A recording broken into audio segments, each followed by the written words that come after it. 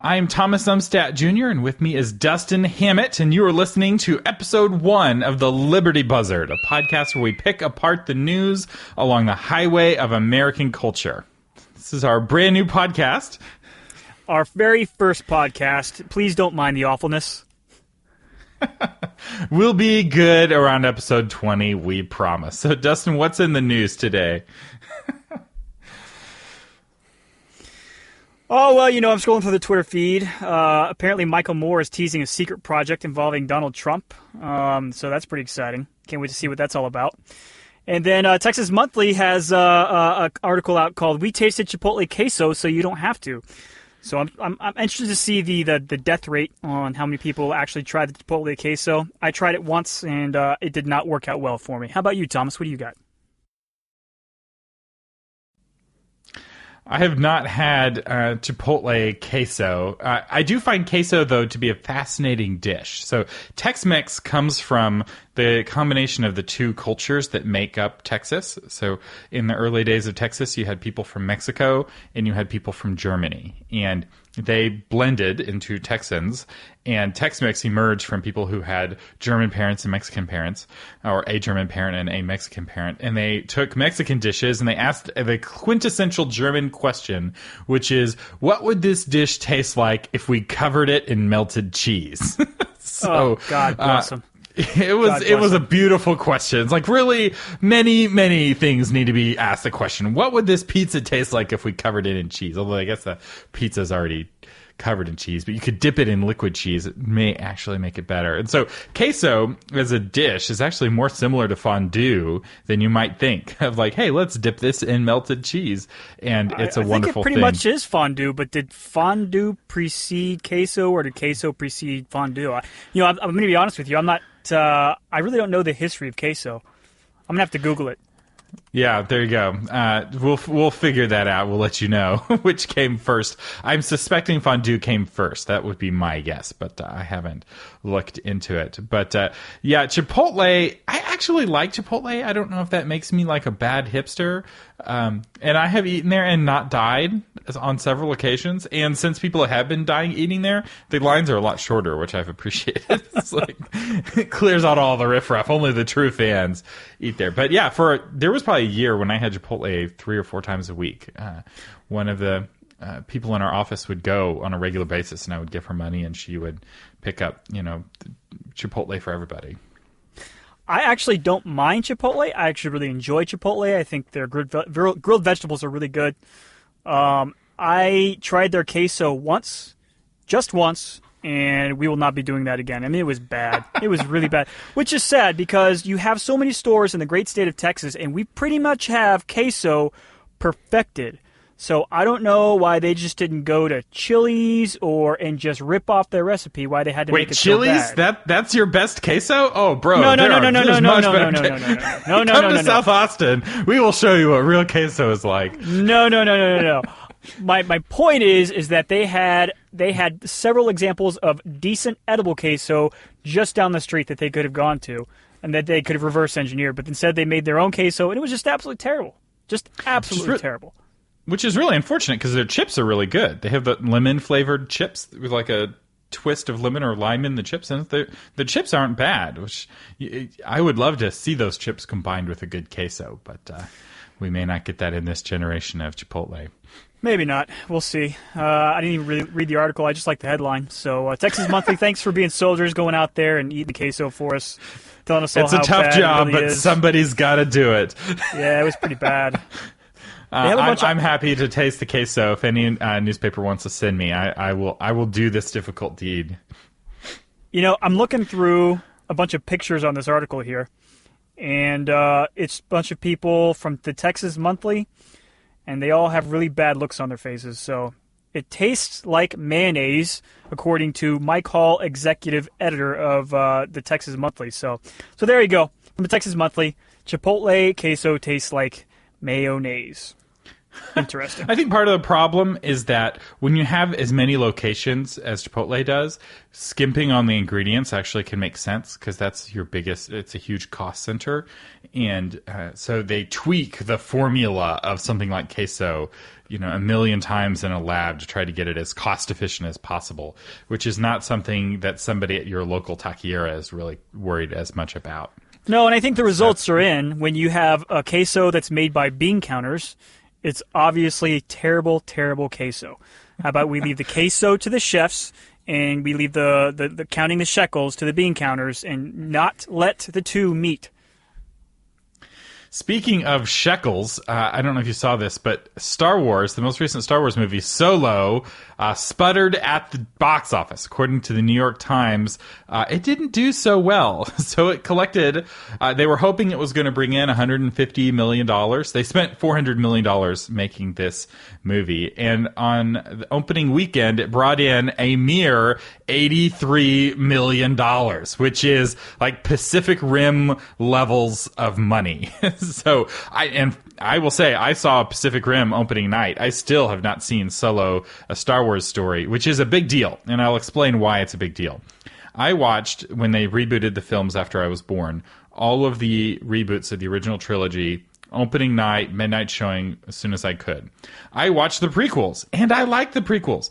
I bought and read probably a dozen Star Wars books, and I played dozens of Star Wars games. I was a hardcore fan. I watched all of the Clone Wars, and then Kathleen Kennedy, I think is her name, takes over Star Wars and cuts most of what Star Wars is out of Star Wars. So the books are no longer true. The video games take place in some alternate universe called Legends, and she reboots it. And she reboots it with a bunch of with a rebellion that's entirely incompetent. So I watched The Last Jedi, and and it was amazing. And if they'd have asked me walking out of the theater if what I thought, I'd have been like, oh, I liked it. But as time went on, and as I thought back on that movie, it soured in my stomach. And I was just like, I don't like a movie where the rebellion are a bunch of incompetent buffoons with basically only one tactic, which is a suicide bombing. It's basically, they do a suicide bombing after suicide bombing after suicide bombing until at the end, everyone is dead except for the entire rebellion can fit on board the Millennium Falcon. And it was so depressing. I was like, I don't want to watch this anymore. And this is from like the biggest hardcore fan. I don't think you're the only one out there. I'm sure. Go ahead. I don't think you're the only one out there. I'm not as big as a hardcore fan as you. First of all, I hated the prequels. I thought they were terribly done. I thought they were anathema to the original series. And I don't know. I think the new Star Wars episodes and new Star Wars movies are kind of carrying on in the prequels. I guess the prequel theme. The prequels were better, though. The prequels at least had Jedis. They at least had lightsaber battles that were good. They at least had good space battles that didn't end in all the good guys dying every time. I mean, the prequels were not as good as the original trilogy. I'll give you that. But I would rewatch Episode 1 or Episode 2 again over rewatching The Last Jedi. The Last Jedi was completely disappointed. I mean, it completely eschews the story in favor of pop culture and one-liners. The whole part where Luke is standing in front of the what the heck's that thing called, the big old Imperial Walker thing, and he's in his hologram form, and then he steps aside and dusts off his shoulder. I'm like, come on, it's what's the best? It's syrupy. It was a little bit too thick with the one-liners and all those kind of things. I didn't like that. I actually really, really liked Rogue One. Okay, but everyone dies at the end. It's like the only person. Yes! But it was still satisfying, though, I will say. Even though everyone dies at the end, you get a great moment with Darth Vader being Darth Vader and like totally owning all of the guys. And I feel like it sets up Episode 1 pretty well. Well, I mean, here's the thing. It was realistic. It was... there was a lot of good themes there that are kind of contemporaneous with today's environment. You talk about like occupation of desert lands. As a Marine, I'm looking at that thing and going, "Oh my God, I was a stormtrooper in Iraq," right? So you have a lot of those good themes there. It was realistic. It was a great story. It was a great plot, and I mean, that's really what it boils down to. If you have a good story and a good plot and it's somewhat believable, people are going to follow along with you. When you have Princess Leia get sucked out of a spaceship and then force Mary Poppins herself back into the spaceship, it kind of bends the bounds of reality to the point where even your most diehard fans are going to be like, come on, this is ridiculous, Is the Force really stronger than the incredible vacuum of space? I don't know about that, Thomas. I don't know about that. And if that's the case, then you would have seen Jedi doing that in all of the other movies or in all of the other books, which, oh, wait, the books don't matter anymore. I think that's part of why I was so hurt by kind of this new direction of Star Wars, is that I was really invested in this extended universe that they developed. And a lot of the characters that weren't in the major films, but were still really cool characters like Dash Rendar and Grand Admiral Thrawn, which, they finally at least brought him back in the cartoons. But it's like, why make him a cartoon? This guy deserves his own movie. The reboots should have been about Grand Admiral Thrawn. That was what made Star Wars in the early 90s. Timothy Zahn's books about Grand Admiral Thrawn were so good. Like, he's such a great villain. And I don't know if you're familiar with him, but his superpower is not that he's powerful with the Force or that he's a Sith or anything like that. He's just really, really smart, like brilliantly smart, where he can predict people's actions based off of his understanding of them and their culture and their what kind of species they are. And like, he's so terrifying to the Republic as it's being formed because he's just constantly outsmarting them. And he's like compassionate for his, and he loves his crew and his crew love him back. Like, he's so different from Vader, who's like controlled by his emotions, right? He gave into his hatred. Grand Admiral Thrawn has perfect control over his emotions, and he's this calculating, cool, evil, maniacal, like Grand Admiral who's like controlling the galaxy through shrewd cunning, and he's so fascinating. So are you saying that Donald Trump is the Grand Admiral Thrawn of the Star Wars universe? I'm not sure if Trump is smart enough to be a Grand Admiral Thrawn. You really need to read. He's really smart, Grand Admiral Thrawn. He's the smartest there ever was. There's no one smarter than him. If you listen to Scott Adams, the creator of Dilbert, anybody who read his book, which I haven't read his book, but I read the summary and I've been listening to him, he thinks that Donald Trump, and he lays out a pretty good case for Donald Trump or somebody really close behind him being an evil genius in terms of manipulating people and marketing, and you read his book, you look at what he talks about, and you're like, man, maybe Trump's not as dumb as he makes himself out to be. Maybe he is an evil genius. I don't know. How did we start talking about Donald Trump? Were we talking about Star Wars? I actually read that book by Scott Adams, and he does make an interesting case. Yeah, I think Win Bigley. Win Bigley, that's right. Win Bigley. Yeah. So it is true that Trump was doing a better job messaging than Hillary did, but I'm not sure how impressive that is, because Hillary's never done a great job messaging. She was never very in touch with like normal Americans. So I don't think she was in touch with anything. She was in touch with a certain aspect of her core demographic, specifically rich Democrats. But there's not enough rich Democrats to win the election. So anyway, Star Wars, not only did it do poorly. So from Emperor Palpatine and Grand Admiral Thrawn to Donald Trump, back to Star Wars. Not only did Star Wars Solo story underperform in the United States, it also underperformed abroad, which is like the real kicker, because a lot of movies now make more money overseas than they make in the United States. This is why movies have gotten cleaner in terms of bad language and sexual content. It's because China has really strict standards on what they will let in, and if you have a sex scene in your movie, you're unlikely to be one of the 20 films that China lets in. So okay, I have a question for you. Yeah. Does China allow its citizens to see Princess Leia in a steel bikini? So I don't know about the old ones. I'm only talking about like new films that are coming into the theaters, like movies from today. So I have no idea. I do know that they have bootleg versions, like that they pass around on DVD and download on the Chinese version of BitTorrent of all of the American films. But if you actually want to be in American theaters and make yen from your American film, you have to be in bed with China. And often China even invests in the movies now. So in the opening credits, occasionally you'll see like a Chinese company. That is a Chinese government, like sponsored company that's controlling the narrative. So you'll notice that even in a movie like Pacific Rim that very easily could have painted the Chinese government as the bad guys, the twist is they weren't evil after all.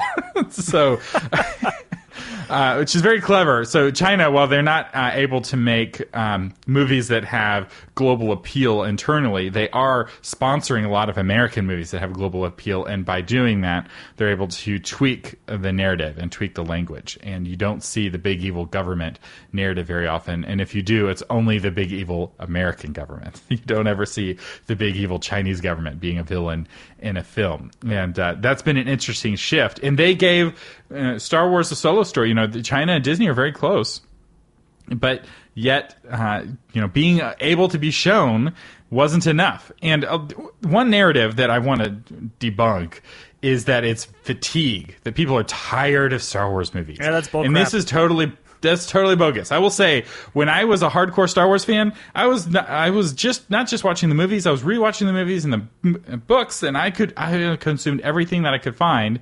And there's another example of another series of movies that doesn't have one movie every year or two movies every year. It has 3 movies every year. Avengers. And you know what? They're doing just fine. In fact, they just broke all the records with Infinity War.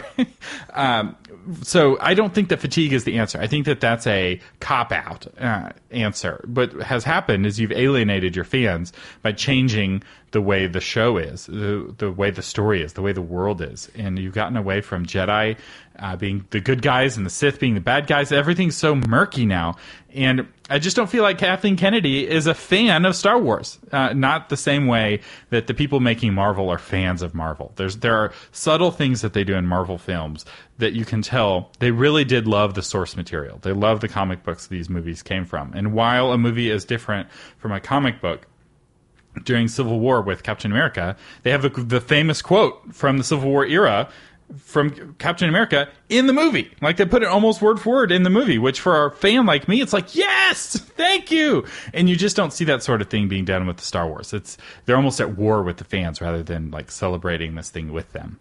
So, Thomas, what you're saying is that Kathleen Kennedy is a Chinese sleeper agent that is ruining American culture by destroying our Star Wars saga. Is that kind of what I understood what you just said? She has destroyed Star Wars. She killed Luke Skywalker, she killed Han Solo, and she almost killed Princess Leia, but then she didn't. But then, wait, maybe she's dead after all. Oh, yeah. It makes me sad. It's ironic that also, she spoiler killed 2 people warning. who didn't die. Yeah, that the death of the actress was a bit unfortunate. Timing for her. Yeah. And I will say I was very sad, when Carrie Fisher died. That broke me up, especially since there's some indication that she may have died because of the pressure put on her to lose weight for the film, that she lost a lot of weight all at once, and that put pressure on her heart that might have killed her. So Star Wars may have killed her in the end, which is really tragic. Yeah. If you're really familiar with Carrie Fisher's history, how much Star Wars screwed her up to begin with. If you read any of that early Star Wars drama, it's kind of interesting too. So, so Star Wars pretty much ruined Carrie Fisher's life, apparently. It's the Chinese fault. They're the ones who did it. The Chinese killed Carrie Fisher. All right, so this has been Liberty Buzzard. As we do this show, we're going to be experimenting with formats, and we would love to hear from you. Go to libertybuzzard.com and click on the contact tab if you want to chime in. We want to know what you think about queso, especially if you are a fan of the queso that they have at Chipotle. Do let us know. We're very curious about that. Yep, and if you liked Rogue One... if you liked Solo, we want to hear that too. Now, again, the reason this was a spoiler-free episode, I haven't seen Solo. Dustin, have you seen Solo? I did. I saw it on opening night with my kids. Oh, okay. So you have more fan points than I. Did you enjoy it? I found it entertaining, but we went with a big group of my kids' friends, and there was another parent there with me, another Star Wars nerd like me, and we looked at each other after the movie was over, and we both kind of agreed that it was entertaining, but it was overdone in that same Last Jedi kind of way. So I think it's worth the watch. Is it one of those movies that I'll go back to over and over again like the originals or like Rogue One? I doubt it. I could watch Rogue One over and over again because it was such a great story. Last Jedi, any of the prequels. If I see him while I'm flipping on TV and there's nothing else to watch, I might watch him. But to go out there and actively seek the movie to watch again, probably not. When was the last time you watched the prequels? It's been years. It's been years. I challenge you, go back and rewatch the prequels. They are better than you remember them being. I watched a clip of... I'm drawing a blank here. What's the third one called? Give me a hint. The third one? Sith? Yes. Revenge of the Sith? That's your hint. Yeah. I watched that. The actor who played, and we shall not mention his name, the actor who played Anakin Skywalker did an absolutely abysmal job. I cannot stand to watch him act. It is so, so bad. I cannot watch that movie. I can't do it. I watch him act, and I just turn it off. I go do something else. It's that bad. I mean, when you take somebody like Anakin Skywalker and you watch the Clone Wars prequels, they do a good job with what the character's supposed to be. Anakin Skywalker is supposed to be this badass, right? And all you get with that actor kid is a whiny teenager who's not getting his way. And that's all I get out of it. And, yeah, he did a bad job. So go watch Phantom Menace. It doesn't have that actor. And it's really quite good. And it's got Padawans. It's got Obi-Wan Kenobi as a young man. It's got very Jar Jar fun. Binks. It does, but Jar Jar Binks is not as much of a character. He's not as much of a part of it as we remember. All people remember from that film is Jar Jar and how much they hated Jar Jar. But you know what? Even the characters in the movie hate Jar Jar. He's not supposed to be a likable character. And if for fun times, Google the Jar Jar Binks is a Sith Master conspiracy theories. I think I watched that. There's actually a very compelling case that Jar Jar Binks is actually secretly manipulating everything all along. He's Darth Plagueis.